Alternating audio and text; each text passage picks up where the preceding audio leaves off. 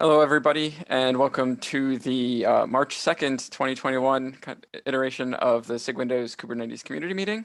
As always, these meetings are recorded and uploaded to YouTube, so make sure to adhere to all of the CNCF code and conduct, and just follow that anyway. It's good advice.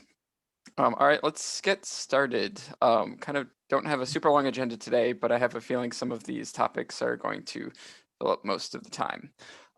First one is, as we've mentioned previously, we're compiling the SIG's annual report for 2021.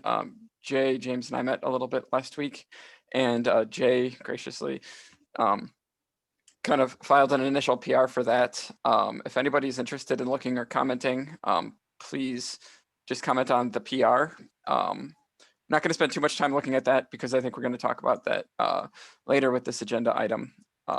But yep, that's open. It's going to get published, and we want feedback from everybody about how we can continue to grow, keep an open community and accessible community, and all of that good stuff.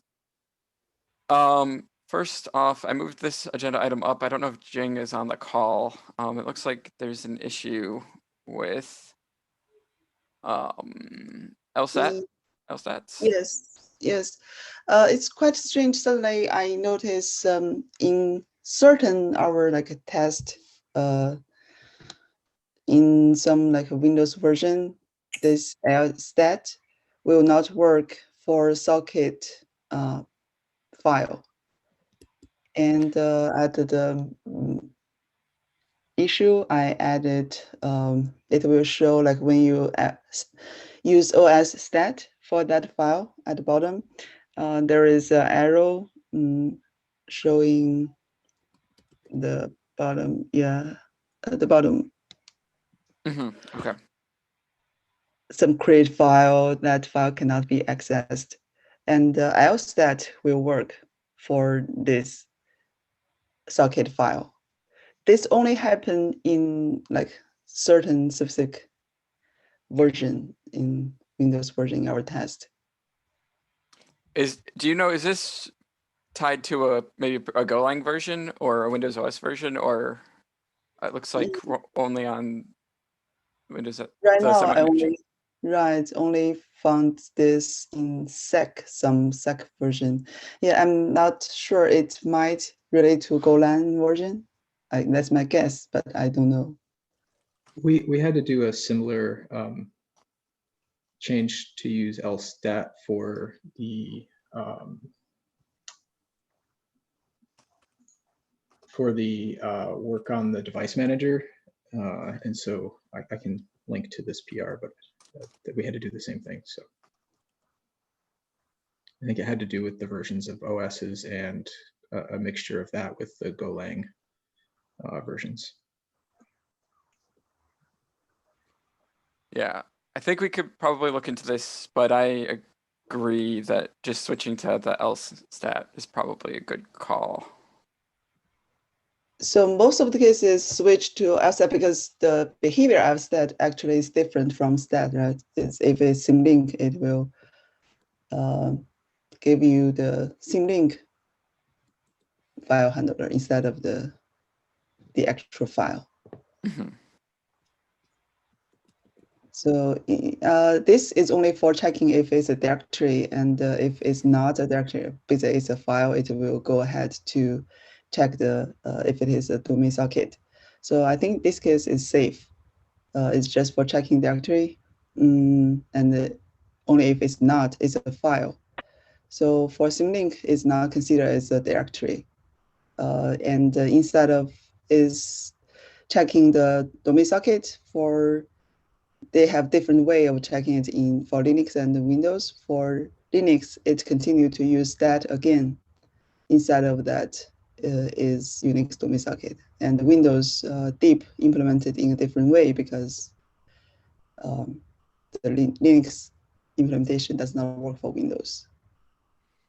Yeah, and unfortunately, I think this is just another issue where evaluating symlinks and trying to resolve the paths is just kind of broken in Golang or related under the hood right. on Windows. All right, if everybody agrees, is there anything else to kind of discuss here? I think that let's make sure that on this PR, we trigger some of the Windows tests, the PR tests. I can do that after the meeting. And just to get some extra verification. But if I guess that's good, I think we have reviews. This is lstat fails on a Unix socket on Windows. It looks like just os.stat fails. Oh. Okay, that makes sense. Yeah. Should I tag you on this, Kevin, too? I don't think I have any expertise in the internals here. I just tried it out and I'm saying the same thing with a test Unix socket, so I think it's fine. Okay. Yep, we'll trigger the unit tests or the PR tests, and then I guess we can get that going. Thank you for investigating that, Jing. Sure. All right, I think next we can look at either one of these agenda topics unless anybody has anything else. Lori, I'm probably going to have you kind of introduce yourself first, if that's okay. And then we can discuss this first, and then we can go into the growing the community. Would you like to introduce yourself, Lori? Sure. So my name is Lori Apple. I'm the program manager for SIG Release. I have been that since last summer. I'm also a staff technical program manager at VMware. And I work with Jay and maybe others on this call. And I have felt recently that the work in SIG Release has gone well enough that I can step back and apply my efforts to a different SIG that could use some support with program management and process workflow issues. So I came here and came to ask that question today. How could I help? Awesome. Thanks, Lori. You're welcome.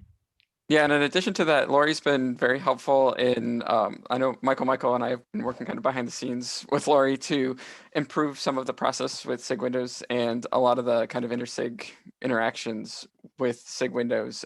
As a lot of folks here know, a lot of the SIG Windows PRs and changes require reviews and approvals from multiple, usually 3 or 4 different SIGs at a time, and that's usually it's been a little bit of a hurdle, especially for new contributors, just kind of having to deal with all of the extra process with that. So yeah, I feel like I really didn't do very much for you at all. I just had a chat with you, and then yeah, things happened over the winter, just you know how life goes. But you know, now I've what I was actually doing was spending a lot of time in the enhancement subproject, of which I'm a co-owner, just to try to get that to a place where we could start making some of the process changes that are needed there.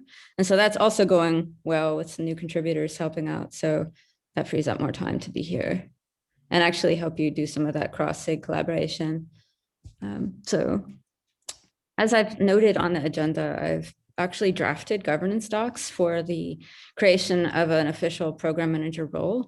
I'm not sure that's the direction the steering committee wants to go in. We were discussing that last night. But in any case, you could read this documentation to understand what that role would do and some of the aspects of program management. And so to get a sense of what your needs might be and how I could help, you might see something there that makes a light bulb go off. But we can also discuss that right now if you already have done that thinking.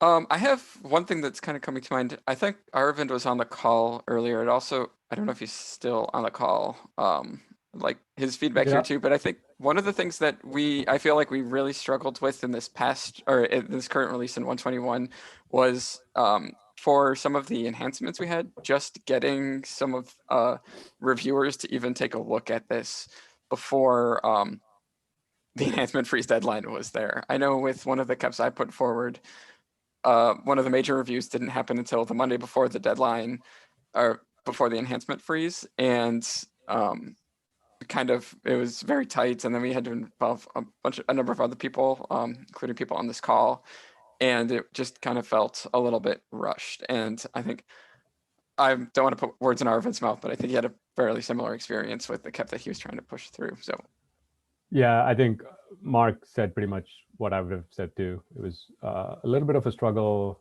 and I see this as a pattern, and I'm not even sure how we could really resolve it, especially when it comes to needing some review regarding APIs, given that there are, I mean, if you look Kubernetes wide, it's just 5 folks who can actually approve a new API change or addition, however minor or major it is. And that's, I guess, just general roadblock across Kubernetes. So I don't know whether it's even just SIG Windows specific. It could be a general problem that is there today.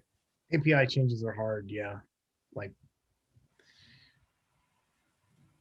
they're just slow. Okay, so I guess that's kind of 2 things that maybe we might kind of propose or solicit some of your help with. Okay, I dropped a diagram I'm working on to actually diagram the enhancements process. So you can just take a look at that at your leisure, because it might give you some ideas about where the process isn't working for you. And then those changes that you might suggest or the pain points, I can take those into the enhancement subproject and discuss those with the group. Because this is what we've been doing a lot of in recent months, is discussing where the process is gaps, where it's not working, where it's too heavy, where it's not not complete enough. So that's one aspect. For the API reviews, yeah, I think that one is challenging because it requires people to have the ability to do the job of reviewing and approving, and I imagine that's a small group. So have you been able to have a member of this SIG become part of that group, or at least have a liaison? I don't think we've explored that yet. So we're kind of in an interesting, like in the past couple of releases, the SIG Windows team was really finishing up a lot of KEPs that had been introduced in like 1.16 and 1.17. This is, I feel, the first kind of release that we're introducing new KEPs kind of from the beginning. So I think that's a little bit of that, is that we haven't kind of built those contacts or with people recently for that, but we and haven't really run into this issue in the past. So I can't say that this is a pattern yet. I do remember those conversations though, the last minute in SIG release channel. So yeah. One thing just kind of off the top of my head, without, like, I haven't looked into this too much, but I almost wonder if it would be nice to have a separate deadline for when enhancements kind of can be submitted and expect to actually make it into the review or into the release, versus when all of the reviews needed to be complete. I also got added to another enhancement KEP from SIG Node, I think the Monday before the enhancement freeze, to review on behalf of SIG Windows. And so, like, I would also, fortunately that KEP was in previous discussions, it was agreed that wouldn't be in SIG or in 121. It would be reviewed to go into the next release. But I also could have been on the cause of a KEP delay because of that too. So. Have you gotten much information about the receipts process that's being worked on at the moment? I've seen some talk of it in the Slack channel, but I have not had enough time or bandwidth to dig into it. So the TLDR on that is that it might solve the specific issue by you have to opt in to the release, as opposed to here's a tracking sheet, put your KEPs in there, and then the release team will come and ask you what your plan is. So it's making a deliberate action of choosing through the magic of YAML to go and to say this KEP is for X release, this release. So I see. I think the issue that we ran into this past release, and on both the receiving and the giving end of this, where I feel that kind of during the review process, other reviewers can kind of say at any point, like, I think this other SIG needs to also be marked as a reviewer or an approver for this KEP. And that can happen pretty late in the review process. Yeah. And that's where we ran into that issue. Yeah, so maybe we should actually do like a little bit of an audit, like, or you can on your own time, or we can do it together, where we look through that process and just note where you're getting held up. And that could at least make some momentum happening around your KEP process. And then I think I wanted to ask about your general workflow for PRs, issues moving across your project board. Are you managing that fairly well, or do you need some support there? Like cleaning up your backlog basically and keeping things moving forward to completion. I have my ideas on that. Does anybody else want to comment before I kind of monopolize this conversation? If not, I'm happy to comment on that. I Go feel for like it. that's a hands-on keyboards thing that we need to grow the community. And I feel like that's the bottom line there. We need people interested in digging in. That's what I feel, but I'm probably outvoted there because there are probably some other improvements we could make, but I think that's the bottom line for me. Do you mean digging into the process part or doing the actual work in project board? More contributors taking tasks and working on them. Yeah, like that. Like we just need, whether it's a board or just, I feel like I'm not 100% sure where, I feel like looking at other SIGs that I'm involved with, like SIG Network, I feel like there we need maybe a little bit more organization because there's a lot of people and they're not quite sure where to help. I feel like here we have the problem of everybody's really busy and we just need people who we want to get involved, at the ground floor, helping with, some of the technical parts. But yeah, anyways, what were you going to say, Mark, or other people? I mean, Jay, I think we should separate this out into sort of two concerns. Things like, backlog grooming, backlog refinement, and making sure our project is in good order, the issues are being tracked. I don't think we need a lot of people to do that. Actually, if we had a lot of people doing that, it would be a little hard to coordinate. A small subset who's willing to do that on a regular basis, I think, would be a good start. And I think Laurie's question is, do we need our help there? And that's what we need to try and figure out. And of course, I think Mark has ideas. But I think when we get to the next topic that we have on the agenda, maybe we can talk more about growing the community and what we need there, because I also have some thoughts in that area. I'll just kind of wrap up or go ahead, Jay. Yeah, that I think that's fair. My kind of feeling is that we have a backlog and we have a project board, and I think we do an okay to good job on keeping track of all of the work that's actually being worked on that board. Where I don't think we do a good job is taking and triaging a lot of issues that come in that I think we all, like Jay mentioned, that the people who are triaging and grooming that backlog know that we won't have time to work on. So we have a lot of things on the backlog that I think kind of like, it almost feels like once it gets put in the backlog, it gets stuck in the backlog. But for work that we're actively working on, I think we do a fairly good job tracking that on the board. Do you feel, or this is just something that came into my mind, is some of the problem that we have in SIG Windows the fact that nothing in SIG Windows is just a SIG Windows problem? It's like 9 times out of 10, if we raise an issue with SIG Windows, it's going to be on SIG Node, or it's going to be on SIG Network. It's like Windows networking, or it could be testing, which is obviously, SIG testing, and the Windows kind of crosses so many different things that causes some issues as well, because it's never just a SIG Windows problem. Whereas with SIG Network, it's always a SIG Network problem if it's a networking issue. Does that make any sense? I think that's a big part of it. And I think it actually bleeds a little bit into the OS too. A lot of times we get issues saying this, Windows functionality doesn't work in Windows containers. And for those, we try and funnel those to, I think it's up here. There's a GitHub repository that Muzz has created for, we'll have to add it up here.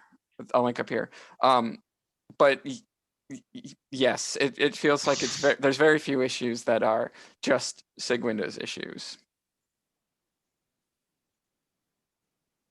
That's a challenge. All right, well, I've taken notes and I'll give some think to this, but we'll also catch up in Slack, I'm sure.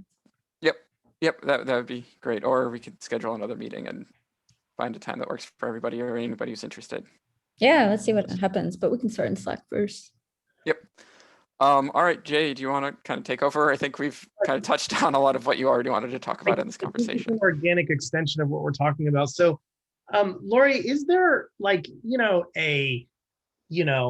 here's your first day working on Kubernetes thing that like I should point people to? Because kind of, as you know, like we talked about this and it's like, well, I guess one of my goals is to get people hands on keyboards doing stuff. And like, I think there's going to be a few people who are well, I'm not sure how this is going to go. Maybe there'll be 0 people, but maybe there'll be nobody, or there'll be some people that haven't done anything on upstream kube that try to get involved, or there'll be people who are already in upstream kube and they just need to understand Windows. There's kind of 3 types of categories that I could see needing to help people with.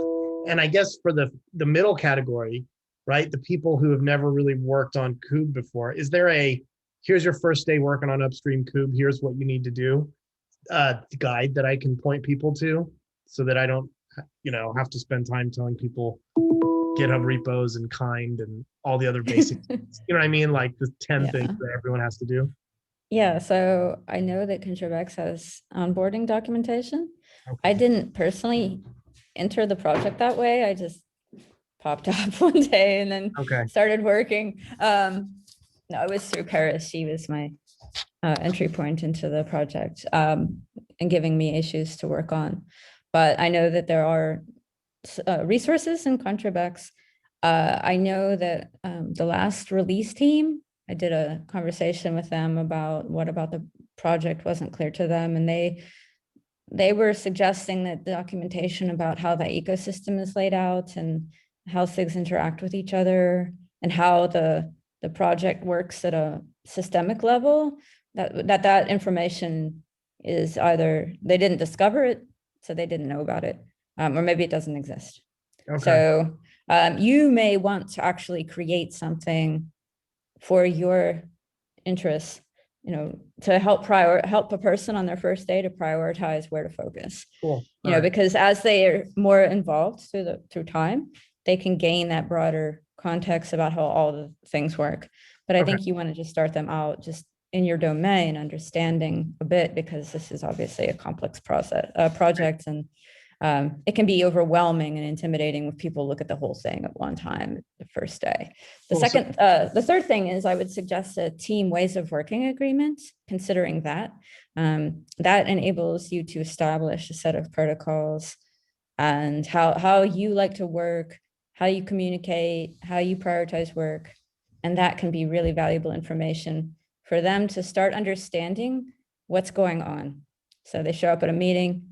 Okay, who are these people? Why are they meeting like this? All of that is described, and then they can participate more effectively. It just accelerates their involvement. You have a doc for that somewhere that you have, right? I do, yeah. We created this for release engineering, and to be honest, I think we've internalized a lot of it. We don't talk about it much, but it did lead to some pretty dramatic changes. So for example, look at you on Microsoft Edge during the SIG Windows meeting as your web browser.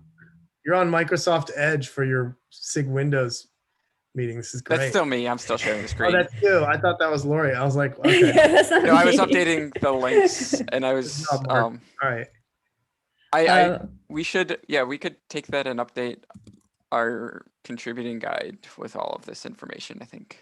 Yeah, the process guide that I've created here, I'll drop that in here as well. That tells you some of the key ingredients that you can apply to form your process and really shape it up. And the ways of working agreement is the first item in that list. But yeah. Oh, community poll 5565. Okay, cool. So I can use this as a starting point for today, depending on, I mean, I don't really know if anyone's going to show up today, but we'll see. If people do show up, I can try to use that. But we did the ways of working agreement in a group meeting, and it brought people, their personalities out, because they were building this culture, a cultural artifact. And so they sort of shifted from all the tech stuff to like, okay, who am I and what am I here for? And that helped them to connect with, I think, the meeting and the group, because the meeting changed a lot through that process and some of the follow-up processes about just talking about what people's motivations were and what we're interested in. Yeah. Okay. And now you have a meeting where you have multiple people driving topics, you have the project board being walked, you have demos. It's really evolved. Okay, cool. Mhm. When And is people this? keep coming back too. We need to merge this, right? Why is this? Yeah, I think it's still being reviewed. Oh, okay. But this is, okay, cool. It's really long, as one of our colleagues pointed out. And so I'm thinking that I could create a quick view diagram so that folks are like, boom, I can see what's available to me. And I've looked at this before. I do owe you updates to some of the sections. Yeah, I'm thinking this could be like, okay, if you want more, you come here, but we have a diagram for you. Get started. I mean, so I think we've touched on my stuff enough. I think there's general agreement that we're going to try to do this. And I'm aware that it may fall flat. We may not get a lot of people that are interested, but we will at least do this. And I guess it's 11 o'clock. So technically, this is where the after dark part starts, where we can descend into chaos. And the beginners, if there's anybody here who wants to get involved in Windows, could kind of start asking. I have to drop. So thank you so much. And I'll talk to you later. See you later. Yeah, thank Hi, you very Lori. much, Lori. Thanks for coming and helping us. Thank you. I need to drop in just a minute too, but Arvind, did you want to say something before we? I was thinking about what Jay is trying to do and improve, kind of build the whole SIG Windows community. And I feel like the main missing bit for us is not even building the SIG Windows community. It's more about getting sort of, in every other special interest group out there, SIG Node, SIG CLI, is sort of to get a Windows presence in there. Because the main issue, it's like when I was at SIG Auth, right? I don't know much of what's going on there, but if I feel like if there's no Windows presence there, they would make a decision that might break us. And it's not they're doing it on purpose. They just sometimes don't think about us. So that's the other area where I think we should put some thought into, as in how we could have a Windows presence in these different, SIGs. Because I think that'll be useful. We need people to be that presence, though, and that's the thing. Who's gonna, right? Who's got? No, I agree. Right. Yeah. Right now, Mark's our ambassador to Node, and he's got plenty of other things to do. Right. Yeah, I was just need more people. Right. I was gonna say I feel like we're kind of rounding that corner with SIG Node. A lot of times, folks, Derek, Alana will message or like include James and myself on PRs that come up. I think it took a lot of. I've heard this term a lot, just chop wood, carry water, just kind of doing some of that work and building those connections in SIG Node. I do agree that having those connections with a lot more SIGs would be hugely beneficial. Yeah. So that is something else that we can kind of pursue. Yeah, yeah. So network, I feel like we're good, because we've got me, we've got Antonin, we've got most of the Antrea folks that are deeply invested in Windows there. So Node, we've got Mark. Where else? If there's one place, Arvind, that you felt like we have the biggest problem, you think it's Auth? I think so. Okay, good. So that could be a place where we could try to maybe get somebody to start being involved across. Now, okay, is anybody here interested in doing more more stuff, getting hands on keyboards, contributing, getting involved? Because that was kind of what we were going to do after this meeting was over, and this is the first time we've kind of ever announced this idea of spending an extra hour after the meeting hacking on stuff.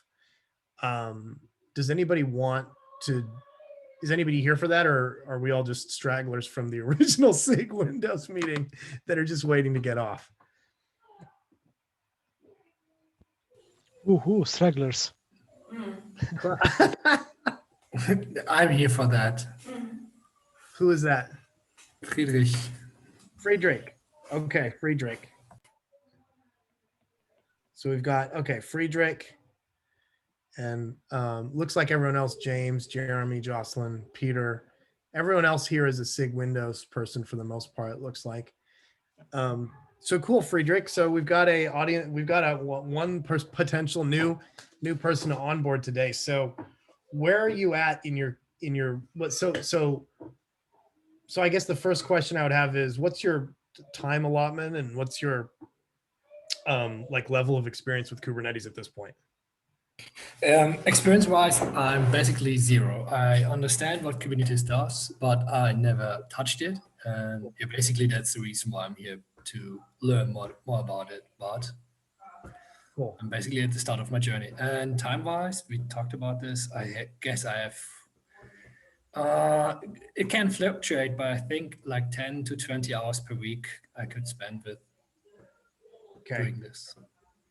All right, cool. So, all right. So, if anybody else doesn't have any other questions, I'm going to just dive in and start onboarding Friedrich for today. And anybody else who wants to get involved and like ask questions, but I think the like and of course hang out, and the more people hang out, the better. But the official SIG Windows stuff, I think, is pretty much over at this point. So, okay, cool, Friedrich. So let's see how we can get you started. So I'll share my screen here. Okay, so you see my window, right? See? Yes. See, you can talk Spanish to me as well if you want. Oh, that was Italian. Oh yeah, that works too. So okay, so all right. So to start, all right.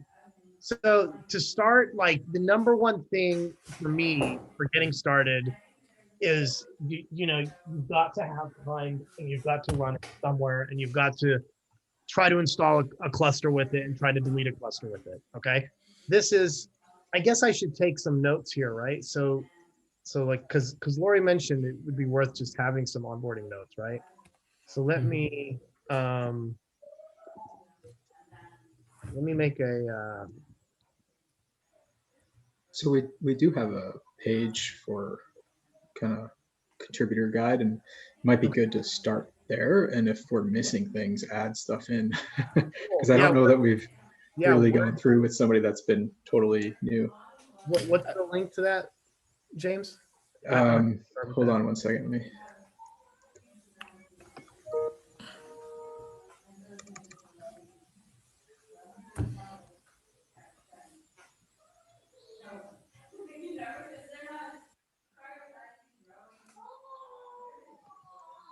I would love to get Windows into Kind, Jay, but I have no idea how you would do that with Kubernetes and Docker for Windows. There is an issue Not about possible. I'd love to do it. There's a platform issue that blocks us from being able to use Kind. But James, couldn't we do some kind of a hacky thing where we gave people instructions on how to spin up a Kind cluster and then spin up a sideways VM next to it and kubeadm join to it? I mean, that would be the simplest way for people to get started hacking on Windows. I've been thinking about doing that for a long time. I just haven't quite got there. I feel like, Friedrich, that might be a really cool first project for you, is see if you could build a guide for people to do that, I agree. maybe do that anyways. Maybe you can give me your material, what you have. This document that you're showing, I see for the first time, but sorry, I'm terribly prepared. I'm basically jumping into this. But yeah, I can take all the material I can find and then give some feedback on what might be missing. Well, yeah. So, what I'm saying is you build the recipe and we help you build it. Like I have a very specific thing in mind here. So we basically, between folks like James and Perry and me and whatnot, we can give you like hints here and there on how to set up a Windows kubelet, how to set up a VM for it, and then we can hack with you and pair with you on this stuff, right? Like figure out how to use a kubeadm join to connect that Windows kubelet over to a Linux control plane and all that. And then basically you could glue that all together, and that's like your first artifact that you give to us as a community, right? Is a Windows like, here's the simplest way to set up a Windows cluster locally from source. You know what I mean? That in and of itself, if we had that, would give us a way to get people reproducing bugs, filing issues, those kind of things, right? Testing stuff for us. So, okay. So this is the thing James gave me. Yeah, just down way at the bottom is says, so there's the link to the Kubernetes contributor, and then there's a SIG Windows contributor guide underneath contributing there. Oh, cool. So we'll go here. Okay, so this is, okay, so we've got Slack, outstanding PRs, okay. Building Kubernetes for Windows from source. Oh, great. Kubernetes build scripts is not, oh, this is great. This is like, I was gonna do all this from, okay. Oh man, oh, this is great. Okay. Yeah, I guess it's not discoverable, so maybe we need to put that somewhere that is a little bit more discoverable. We're on YouTube. We're on TV right now. It's everybody, the whole world's gonna know about. Right. Updating the node. I feel like this should have been the start. This should have been the start of your "Thank God It's Kate's," Jay. Is like this page. That was it should have been. Why didn't we do this? Yeah. Okay. Update the node. But oh, this has got everything. This is beautiful. It's got creating a PR, how to patch. It's showing you how to patch and rebuild. And then it's got, okay, running tests. Does it tell you how to build the E2Es? SIG Windows testing has instructions on how to build the E2Es, right? I think that's pretty old, perhaps. But I updated this like a few months ago, like a month ago. Oh, okay. I think with the updated instructions. I think it merged like a while ago. Let me see. I don't know. Yeah, mine stuff merged. It's up to date. So this is all you have to do to run the test. So you have to curl this, and then you have to wait. Where's the make? There should be a make somewhere in here, right? Yeah, this one right here. So how do I build the E2E test binary? So Friedrich, these instructions on here, I just, I can make a pull request here, right? To make sure we link specifically to that. So I'm gonna go back to the onboarding. So we have a think about test, right? Running test. So I'll just update that. Okay. Running tests. Okay. Running tests. Oops.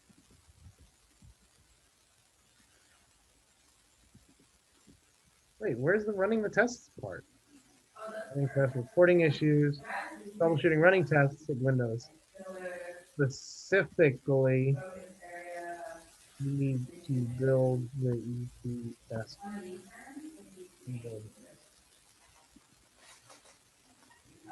I've got to drop, guys, but I'll catch you all later. Thanks, next Barry. week. Okay, Cheers. cool. So I'm gonna just make a quick PR to update that, because I think that's the one instruction that's kind of important. And so Friedrich, just FYI here,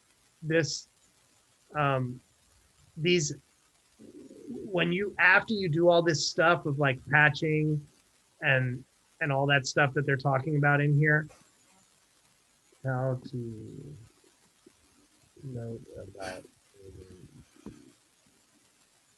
I'm just adding that link just because I think it's so important. So after you read all this stuff in here, Friedrich, it talks about how to run the tests. And in order to run the test, which is, where is it? Here. In order to run these tests, right? You go into this SIG Windows testing repo, and there's a bunch of instructions, but the central thing there is building the end-to-end test binary. Got it? And Okay. and so that's in there, that's in that file. But what you do is you build that end-to-end test binary, and then you point it at your cluster, and then it runs 20 or 30 or 40 or however many tests you tell it to run.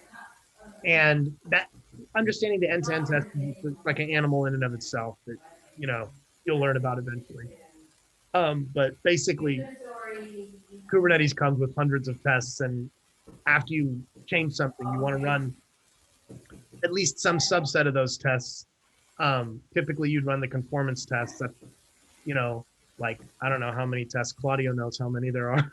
At least 250 conformance tests. 250, yeah. So there's exactly two, yeah.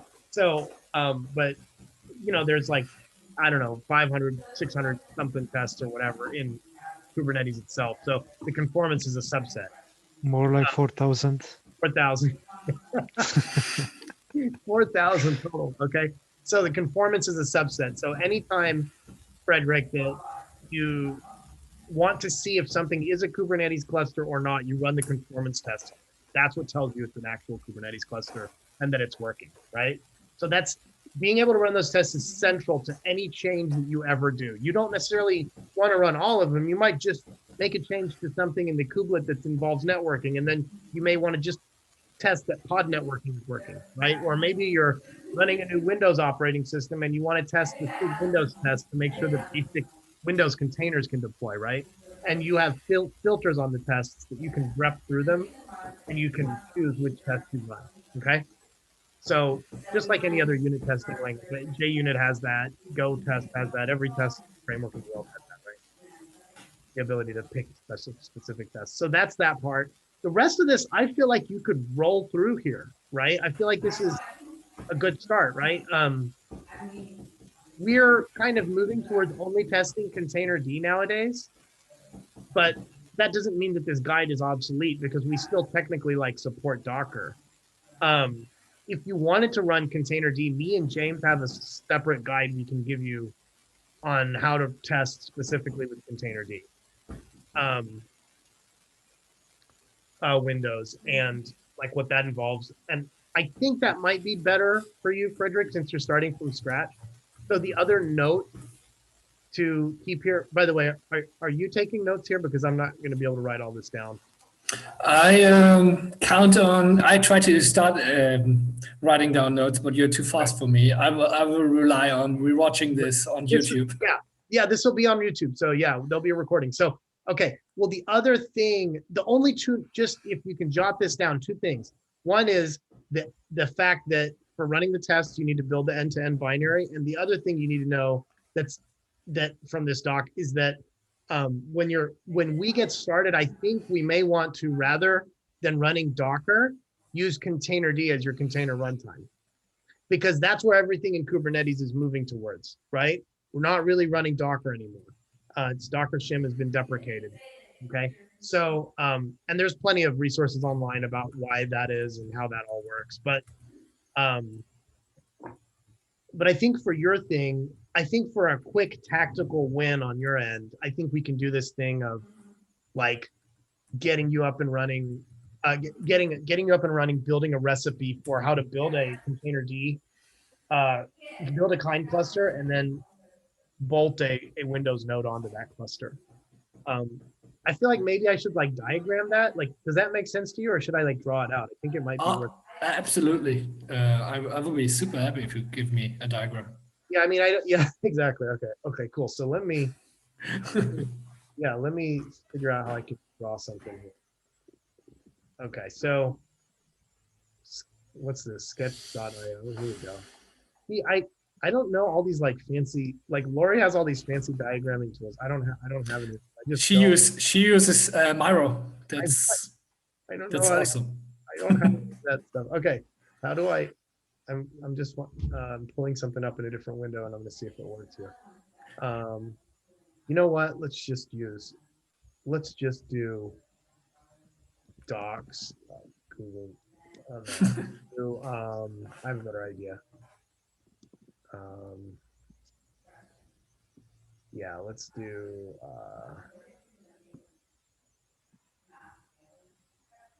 I have a GitHub repo.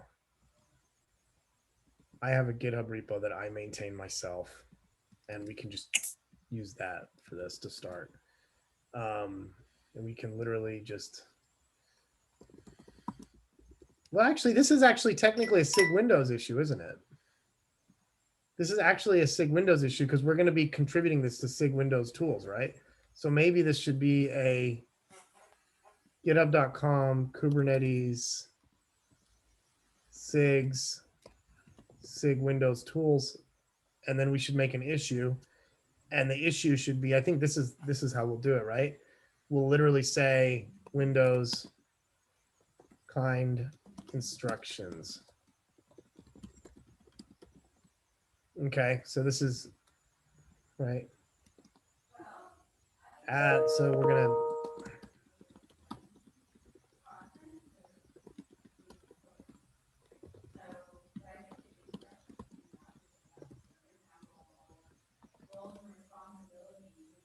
okay, so okay, cool. So I'll just put the notes in here, Friedrich. That way you can track it and you can ask questions in here. Issues 145, right? Perfect. Okay, cool. So so the overall architecture, right? You have etcd, and you can stop me anytime you want. Okay, so I'm just gonna sort of go through this as fast as I can. Okay, it's API server. So does this make sense so far? Mm-hmm. So you got the K8's API server, you've got the scheduler, and you've got the KCM, right? And that all talks to the API server. And then after that, you've got a kubelet, like a Linux one. You know, that's like table stakes, right? Like if you don't have this, you don't have a cluster, right? Normal Linux clusters look like that, right? So, and you might have multiple of these, right? That's kind of the idea, right? So you have multiple kubelets, right? And they all talk to the API server, right? So Windows cluster, so that's really easy to do in kind, right? Windows, okay, its clusters look like this, right? You have a kubelet that's like a Linux kubelet, but you also have a Windows one, typically, right? Well, and actually, technically, you could just have a Windows kubelet and not have a Linux one. But in kind, you would definitely have a Linux one because in kind, you run the API server and etcd in the container. Okay, that's an important distinction, by the way. I don't know. Did you know that it's normal to run the API server and the scheduler and the KCM inside of a container? No. Okay, so in kind, not only do you do that, but you also run. You have a Docker container, and the Docker container is essentially like a VM. And inside that Docker container, you run multiple Docker containers, right? And those Docker containers are implementing Kubernetes. So you have a Docker container. Inside of that Docker container, you're running a container for the API server. You're running a container for the scheduler. You're running a container for the Kubernetes control plane, whatever, right? So that's really easy because it's great because you can just Docker run and now you have a cluster up and running, right? And you can have multiple nodes in a kind cluster, right? So you can simulate like a 10 node Kubernetes cluster all in Docker, and it'll just make 10 Docker containers. You see what I mean? What the thing that we're doing here is, this is kind of your project is here, right? Instructions for this, right? So what we want to do is add instructions for how you would add a Windows kubelet to it, right? So the steps are going to be, right, you do kind create cluster. Overall steps would be kind create cluster to install a CNI provider. Okay, you can install Calico or Antrea as a CNI provider on that kind cluster. I'll show you how to do that in a second. Then after that, you're going to do create a Windows VM, kubeadm, join that VM for install the kubelet.exe and other Windows stuff on it. kubeadm, join that Windows VM to the kind cluster, right? So you could basically do this. And then for bonus, you could like wrap this all in you could wrap this all in like a Terraform or a Vagrant recipe or something like that, right? Some kind of infrastructure automation recipe so people could just run one command and then have all this stuff running like locally if they wanted to. I don't think we have any tools like this at this point yet. There are some vagrant scripts that Patrick was working on before he left about a year ago. They're probably fairly reusable. Okay, cool. What that's where do those live? I'll pull up a link. Hold on a second. Okay, cool. Yeah, so I feel like, you know, once you get this working like manually, you know, Frederick, the next thing you could do is this link that James is going to give us. Maybe there's a way you could totally automate the whole thing. Have you ever used any of those like VM automation type tools before? No. Okay. Well, they're real easy to use. You download, like Vagrant is a common one. It just you just run up and it creates a VM for you, and you run destroy and it destroys it for you. Right. And it's like, it's got a script that it can run afterwards. So like you do up and then afterwards it'll run a bunch of commands that you tell it to run. You know what I mean? But I mean, I wouldn't worry about the bonus steps, because if you just get this 5 things working, you know, this is a pretty hefty onboarding project. Like you'll probably spend several weeks just getting this stuff working, because installing a CNI provider in a VM, you know, that works with Containerd and all that stuff is non-trivial. You know, this is all, a lot of this stuff is sort of cutting edge. Like people aren't really running Containerd with with Windows very commonly kind of yet, you know what I mean? So you'll be cutting your teeth on a lot of interesting issues along the way. Yeah. So that's why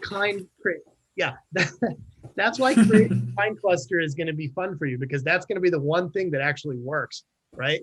So that you're going to be able to create a Kind Cluster, spin up pods, do stuff with it, you know, and that's kind of the starting point. That's kind of the anchor for all this stuff, I think. I see somebody else just joined. Marcus, were you here to get onboarded a little bit too?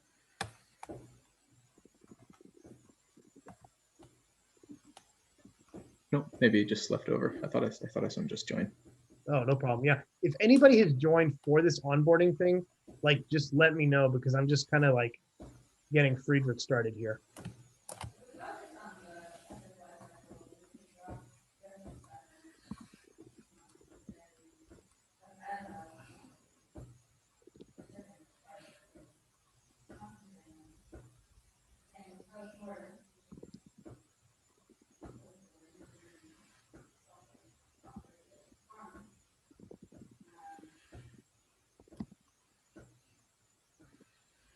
Okay, so I think, yeah, so that's a starting point. So this is like, I know this is a really rough starting point, Frederick, but I think with a little bit of Googling around, you'll be able to get some of this stuff, sort of hobble your way towards some of these initial steps. Because once you read the docs on Kind, you'll see they have really good docs and they show you how to spin up a cluster and everything else. The one thing that's kind of, since I'm telling you specifically to do this with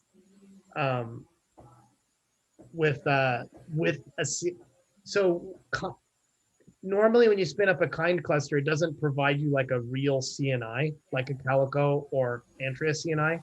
Instead, it just provides you like a CNI that just works on one node. So I have a script that you can use here. If you go to this, if you have like a Mac or something, you could run this script. I'll put the link in here, but it's to cheat, you can use this, right? So I'll walk you through this. So what this does, this script is a script that I use. I collaborate on it with a few people, and it's a script that will install Kind for you with a CNI provider that you choose. Friedrich, are you aware of what a CNI does? I know what it is, but I don't know really how it works. It's a container network interface. Yeah. Yeah, if you create a pod, the CNI's job is to plug an IP address into the pod. That's it, right? Oh, okay, okay. It's plugging an Ethernet cable into the container, right? Okay. That's what it is. And it's like, so there's kind of 3 real popular ones: Calico, Antria, Cilium. The clouds, like Microsoft, like Azure has its own CNI for cloud, you know, container. Like, you know, Google has their own, AWS has, everybody's got their own CNI. You know what I mean? and they have different fancy features, but at the end of the day, the core thing is it gives a network to a container so the container can talk to other containers in the cluster and talk to the outside world. Okay.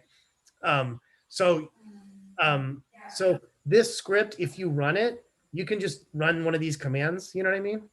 And it will spin up a cluster with the CNI that you chose, right? But that said, you should try to understand what this script is doing a little bit if you use it, because what it's doing is it's creating a YAML configuration for kind, and that YAML configuration is going to result in 3 Docker containers, okay? One that's simulating a Kubernetes control plane, and 2 that are simulating kubelets, right? Just like raw kubelets, right? And so we create these like configurations, and then all we do is you do kind create cluster, and then you give it that YAML file. You see that? Okay, so we just give it that YAML file, and then it uses this topology to create this cluster. Okay, and then afterwards, it does a couple of little hacks that allow Docker and Docker networking to work by, you know, disabling XDP and stuff like that. But you can kind of ignore those. The thing that actually matters is that this is the thing that matters. It installs Calico. Now, the thing to realize here is that when you install Calico, you're actually installing containers on your cluster whose job is to give IP addresses to other containers. So that introduces you to this concept of a host network, okay? Some containers can run as host network pods, other containers can run as, and I'll just, let me share it. I'll show this like sort of concretely, like, so let me share my terminal here. Okay, here we go. So share screen. Here we go. All right. So,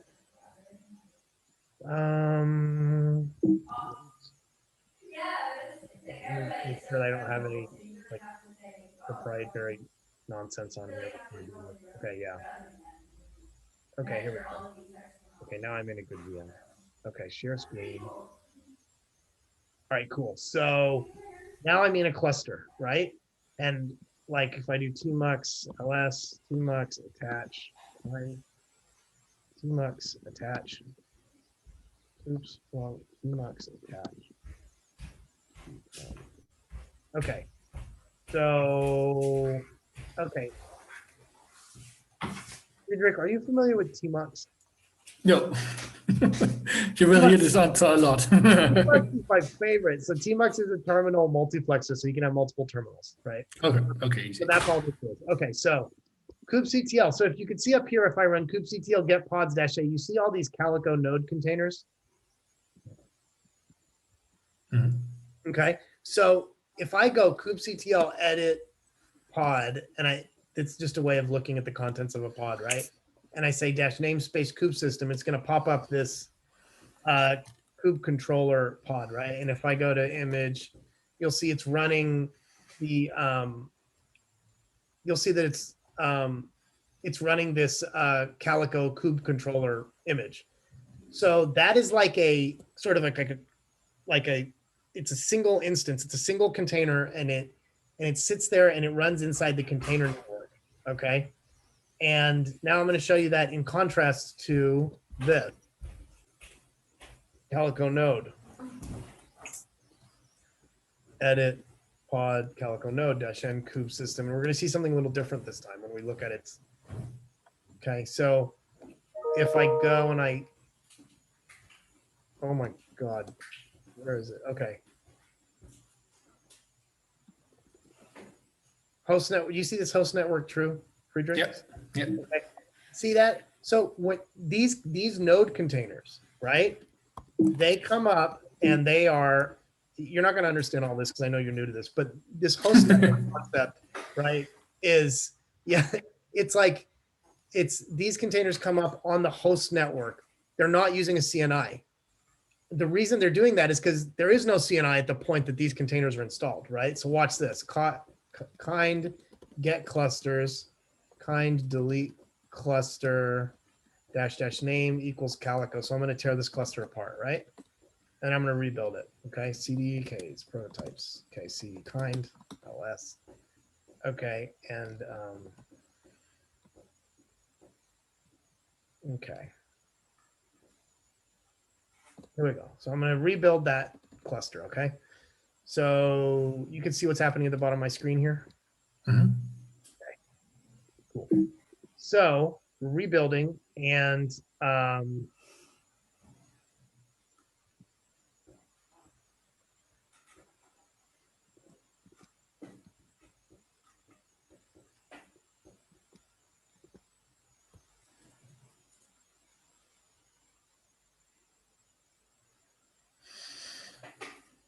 takes a second. But once this, so it's starting the control plane. So far you could see that if I do kubectl get pods, there's nothing. We don't have a cluster yet, right? Mhm. So this is a watch. This is just running in a watch here. So now it's starting. It hasn't written a kube. So the first thing it does is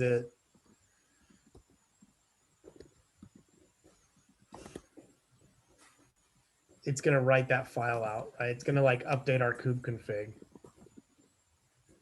right? So 1833. Okay, so see how it just updated that kube config file, right? Mhm. Okay, so now you can see all this. Now you see these init processes here, right? And this one is pending. So the reason these are init is that what's happening is these aren't up yet. These have some initial containers that run before the actual Calico node containers run. And then eventually these Calico node containers will start. Once that happens, all three of our nodes will have a network. Got it? And as soon as that happens, then you'll see these other containers come online, Core DNS and kube controllers, because those actually need a network to start. You see what I mean? So like all these containers, these are all host network, right? So because these are all host network containers here, right? Why is etcd 0? Okay, it's running, yeah. So because these are all host network containers, they didn't need the CNI. Does that sort of make sense? Because I can go Yes. over it again. It's a very critical thing. No. Okay. Okay. So, yeah, these are host network. These are host network. All the ones that came up after Calico node, those are all regular ones, right? So now I can do kubectl get pods -o wide, and I can actually look at what this actually means. Because you see this, right? The reason this networking stuff is important is because that's like always the hardest part of any Windows cluster is getting the networking right, because it's totally different than the way it is in Linux, you know? So at least understanding it on Linux is a starting point, you know? So you see these different IP address ranges, how some of these are 192s and the others are 172s. Mhm. So the 172s, you may, if you've used Docker a lot, you recognize that, right? That's the IP address of a Docker container, right? So if I do Docker PS, you'll see here that I have these 4 containers running here, right? Each one of these is like a Kubernetes node in and of itself, as I mentioned earlier, right? So we've got like, so we've got 4 IP addresses, .2, .5, .4, .3, .2, right? 2, 3, 4, 5, right? 4 different IP addresses, 172.18.0.3, 172.18.0.2, 117.18.0.4, 117.18.0.5, right? Okay, so we got four different IP addresses for 4 different nodes, and every other container we make is going to be on the pod network, which is in the 192 subnet. Okay, so now I can do something like this. I can say kubectl scale deployment core DNS, right? I can scale this deployment. And now, Friedrich, do you want to guess what subnet that core DNS is going to be in? The 192. 192. See, you've got it. You're ready to go. One day, 30 minutes. Okay, here we go. Dash replicas equal like say 4. Let's say like 5. What did I do wrong? Kubes scale deployment core DNS. Oops, I did the pod. Scale deployment core DNS. Cool. Okay, So now if I say kubectl get pods -a -o wide, right? Now you're going to see a lot of these core DNS containers have come. See how we have all these core DNS containers now, right? So and see, and they're all in the 192, right? So that's how this all works. Now, the interesting thing about this is now you can start playing with this stuff and do weird stuff to break it. So like I can say kubectl get deployment core DNS-n kube system. Feel free to stop me anytime if I'm going too fast. kubectl edit deployment, or if you have a question, core DNS-n kube system. And I can go in here and I could do something weird. Like for example, I can say, you know, here's the pod spec, right? I could go in here and I could say something weird. Like I could say host network equals true. I have no idea what this is going to do now, right? Okay. So now kubectl get pods -a, right? -o wide. Okay, now let's see what kind of nonsense we did here. So now, now you can see that. Let's run it one more time. So now we can see that nothing is running. Well, actually, no. We've got 1, 2. So these are all running and they're all attached. So we have 4 of these running. We wanted to have 5, but we only have 4 running. The reason is because it's on the host network. And so because it's on the host network, you know, whatever port it's binding to, there's only one of those free ports on each node, right? So you only have now, we can only have like, you know, we used to have like maybe we could have 10 core DNS containers running if we wanted, because the pod network has an infinite number of IP addresses, right? Or, I mean, you know, it's got hundreds of IP addresses, but the host network only has 1 IP address. So that means you can only run 1 core DNS container per node here, okay? So that's like, that wasn't really that was just like a bad idea to do that, but I just wanted to show you, what I wanted to show you is that this host network thing is like a real-time field that that you modify, right? That tells you how the network works, okay?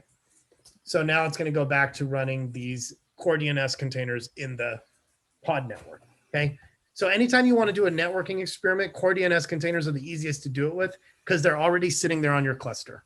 Because every Kubernetes cluster typically comes with these, well, normally they come with these internal DNS containers, right? Or if you're on a cloud, they may provide DNS through some other means. But if in kind, at least, you're running these core DNS containers, they're running in the container network. You can scale them up and scale them down and play with things that way. I think this is like a decent start introduction to getting kind up and running. One other thing is, if you saw, I'll show you how to get into these VMs. So if I do Docker PS, you've used, I assume, Docker to some extent, right? Yeah. So if I do Docker exec -t-i here bin bash, I can create a bash shell on here, right? Now that I've got a bash shell, I can do a kubeadm, what is it? Print join token, I think. kubeadm. So kubeadm is the thing that you use to install these things, these clusters, right? So kubeadm is like a binary that it's like a Swiss Army knife for creating a kube cluster, right? So kind under the hood is just running these kubeadm commands. So I can say like kubeadm, I can run this command, and this is the trick for Windows, okay? So I can do kubeadm, I think it's join -- help. Like you can print a token, right? And then print, no, that's not it.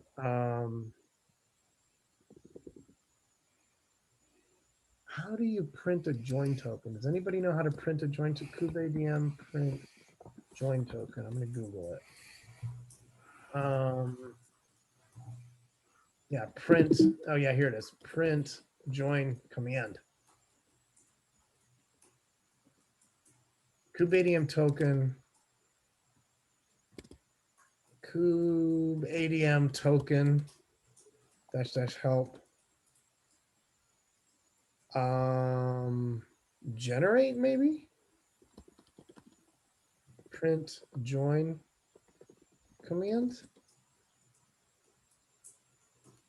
What if I just do this? What does that do? Okay, I created a join token, but then there's some way you can actually print the join command.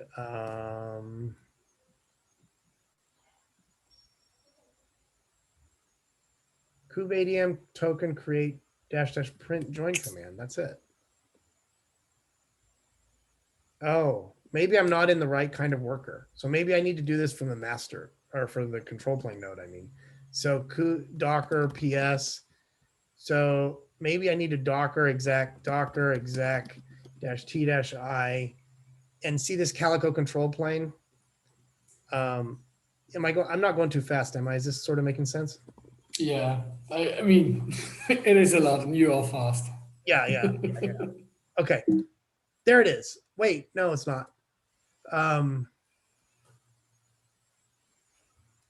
Cannot automatically, warning, Kubeadm cannot validate. Oh, here it is. Yeah, see that? You see this command here, Frederick? Mm-hmm.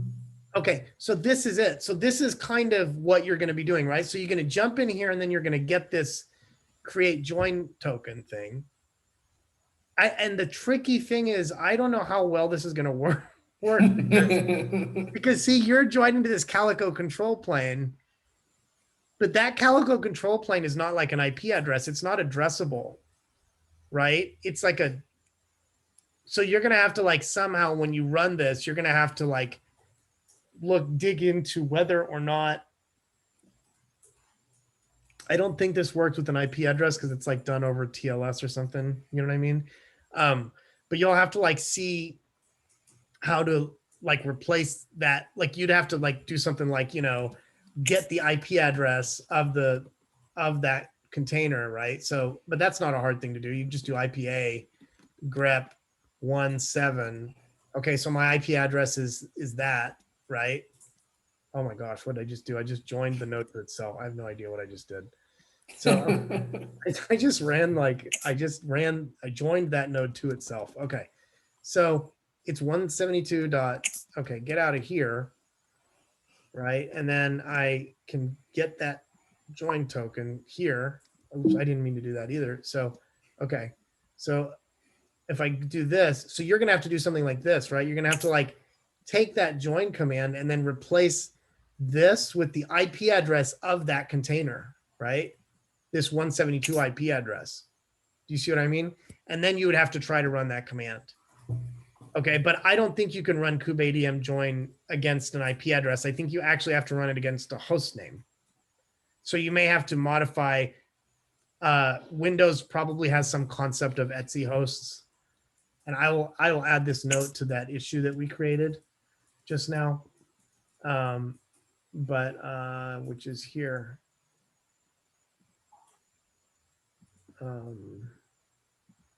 So I'm going in there 1 second.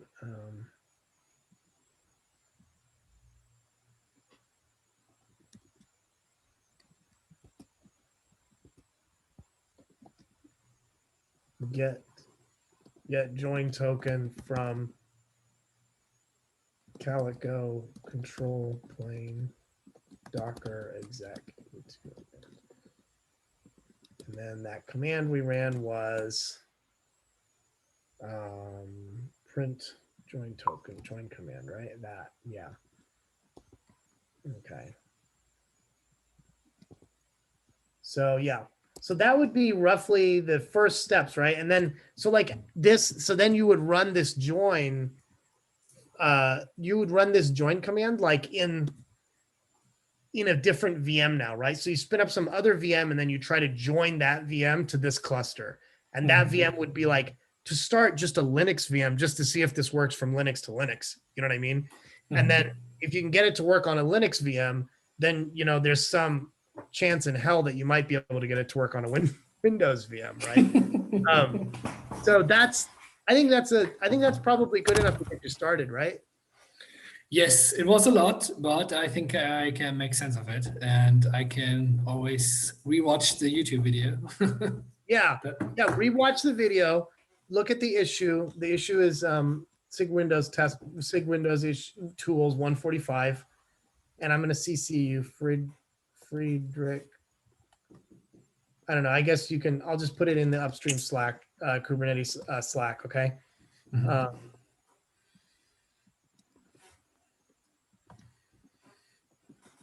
Friedrich Wilken. Okay, there we go. So I CC'd you in there, and for anybody else that happens to be watching this video, if you're interested in participating in these little sessions with us, you know, we'll be doing these every week. So Friedrich, yeah, get started, and then if you wanted to like pair again, like one-on-one with me sometime this week or something, I might be able to do it like possibly Friday or something. Or I can do a quick sync up like tomorrow or the day after if you're blocked on something. But I think the best thing to do is try to ask questions in the upstream K8's Windows Slack room. That way me or Perry or anybody else can also help you. But let's definitely hop on a Zoom call again in a few days whenever we need to. Okay. So my problem at the moment is I have this super old notebook and I have no idea if I can make this work, but my new notebook is ordered already. And Cool. yeah, as soon as it arrives, I will definitely be ready to start. You also, I mean, I'm not saying you have to start tomorrow, but I'm just saying that if you wanted, you could get a free cloud account like in Google or Azure or something, potentially to hack on a VM there if you wanted to just do it on a Linux VM, just FYI. Okay. Because if you've never spun up a VM there before, that I think they'll let you spin up like for 1 month, they'll give you a free cloud account where you can spin up a VM with like 4 cores at the most or something like that, which is enough to run Kind. You know what I mean? Which is enough to install Docker and run Kind on it, you know? Maybe that's all you would need. Yeah, go ahead. Maybe Katakoda would also be very useful if you're familiar. I'm not familiar with that. What do you? I've heard of it, but what? Basically, there's a website Katakoda. Basically, it spins up a playground for you, and you can just basically spawn a mini cube there, have your own Kubernetes cluster already spawn up, and try it out. Oh, okay. It's like a mini guide series to get you knowledgeable about how to use Kubernetes and so on and so forth, starting from a small deployment. Oh yeah, so yeah, maybe doing some Katakoda tutorials while you wait for your notebook to come in is a good idea, Frederick. I see. Yeah, it's in a browser. It won't consume anything on your laptop, I think. So you should be able to run everything there. Yeah, it'll be a hell of a lot easier than what we did, having to do the stuff we did today. I know this was way too deep for first intro to Kube, but you know, so yeah. Okay, that's a good plan. I like that plan, Claudio. So he can do a few tutorials while he waits for his laptop, and then you can, once you do those tutorials, coming back to this will sort of start to make a little sense, I think. Perfect. Cool. And regarding, you know, you edited the contributing document that it was missing the running test part, if you remember. I'm wondering if that was actually intentional, because you know you cannot have failing tests if you do not run any tests, right? Yeah. I mean, I agree. Like, it's not necessarily the first thing you want to do. I feel like just people need to know that there's an end-to-end binary that comes with that you can build to test Kube. I feel like that's like a first-class piece of information that you need to know if you're getting involved in development. Yeah, but true. I agree. I don't feel like you need to run those tests, but you need to know that like there's a thing that has 4,000 different ways to probe any specific functionality that you're curious about, you know? I kind of wish I knew all this information when I started Kubernetes as well. For example, I had no idea how to build the E2E test binary by itself. I used to make everything, which took something like half an hour. Yeah. So make one change, go grab a coffee or two, three Yeah. maybe, Yeah, yeah. and then realize you forgot a column somewhere or a syntax or something like that, and go back again. Yeah. Yeah, exactly, right? So I mean, like that's, yeah, these are all things that you just like only learn from working with someone else typically. But I'm wondering, where's that link? Pull requests, update contributing.md. Here it is. It's SIG Windows contributing.md. Okay. Community, Kubernetes community, SIG Windows.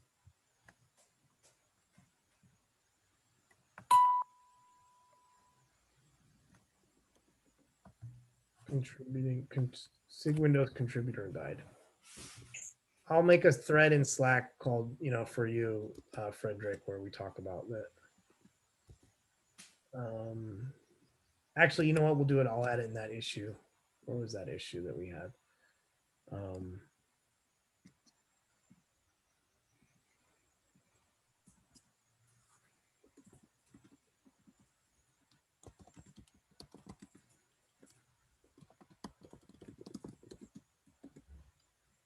Cool. Okay. I updated the issue with the link to that onboarding document as well. Cool. Anything else anybody wants to talk about or whatever? Sounds like we're all good. So Friedrich, any final questions? No, not so far. Okay. I have to just do it, and I think I will find some points where I get stuck, but yeah, we'll see. Yeah, you'll definitely find places where you get stuck for sure. Well, I'm very thankful for your introduction to it. That helps a lot. Yeah, well, I'm very thankful to your future contributions to SIG Windows. All right. Okay. Yeah. Y'all. Bye. This is great. Okay.